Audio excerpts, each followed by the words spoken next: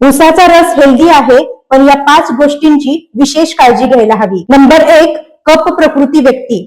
ऊसाचा रस हा मधुर आणि शीत आहे, त्यामुळे तो कफ वृद्धिकर आहे, म्हणजे आपल्या शरीरातला कफ दोष प्रकुपित करणारा आहे. विशेषतः लहान मुलांची प्रकृती ही कफाची असते, त्यामुळे त्यांनी जास्त प्रमाणामध्ये जर ऊसाचा रस पिला तर अप्पर रेस्पिरेटरी ट्रॅक इन्फेक्शन म्हणजे श्वसन संस्थेशी रिलेटेड जे काही आजार आहेत त्यामध्ये विशेषतः सर्दी, ताप, खोकला, छाती गच्च भरणे, न्यूमोनिया सारखे प्रॉब्लेम्स हे सगळे व्याधी जास्त होण्याचे चान्सेस आहेत.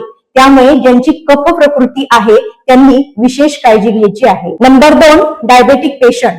प्री डायबेटिक असो किंवा डायबेटिक असो, या व्यक्तींना अजिबात ऊसाचा रस जास्त चालणार नाही, कारण याच्यामध्ये सुक्रोज नावाची शुगर असते. बरेचसे लोक म्हणतील की ही नॅचरल शुगर आहे, परंतु शुगर नॅचरल असो किंवा प्रोसेस असो, आपल्या शरीराला त्याचा काहीही फरक पडत नाही. कोणत्याही प्रकारची शुगर आहे ती आपल्या ब्लड मध्ये मिक्स झाल्यानंतर आपल्या रक्तातील शुगर वाढवत असते. त्यामुळे डायबेटिक पेशंटनी विशेष काळजी घ्यायची आहे. ऊसाचा रस कधीतरी ऑकेजनली आणि तोही अगदी थोड्या प्रमाणामध्ये पिला तरी चालतो.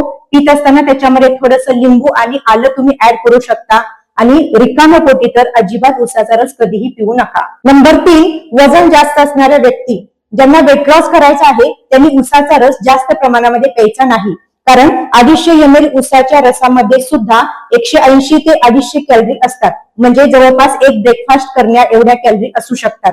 त्यामुळे जास्त प्रमाणामध्ये जर ऊसाचा रस तुम्ही पिला तर जास्त कॅलरीचा इंटेक होणार आहे, फॅट वाढणार आहे आणि तुमचं वजनही वाढणार आहे. नंबर 4, ज्या स्त्रियांना पीसीओडी, पीसीओएस किंवा हार्मोनल इम्बॅलन्स जास्त प्रमाणामध्ये आहे त्यांना ऊसाचा रस जास्त चालणार नाही, कारण त्यामुळे इन्सुलिन रेजिस्टन्स जास्त वाढणार आहे. नंबर 5, फॅटी लिव्हर आणि पचन संस्था वीक असणाऱ्या व्यक्तींना जास्त प्रमाणामध्ये ऊसाचा रस चालणार नाही. बऱ्याचदा तुम्हीही ऑब्झर्व केलं असेल की ऊसाचा रस जास्त प्रमाणामध्ये पिल्यानंतर अचानक पोटामध्ये क्रॅम्प्स यायला सुरुवात होते, काही लोकांचे पोट बिघडते. याचं कारण हेच आहे की ज्यांची इम्युनिटी वीक आहे किंवा पचन संस्था वीक आहे त्यांना ऊसाचा रस जास्त प्रमाणामध्ये चालत नाही. ऊसाचा रस नेमका कधी, कोणी व किती प्रमाणात घ्यावा याची अधिक माहिती पाहिजे असेल तर कमेंटमध्ये मला तुम्ही रस असा मेसेज करा, मी तुम्हाला त्यावर योग्य ते मार्गदर्शन करेन.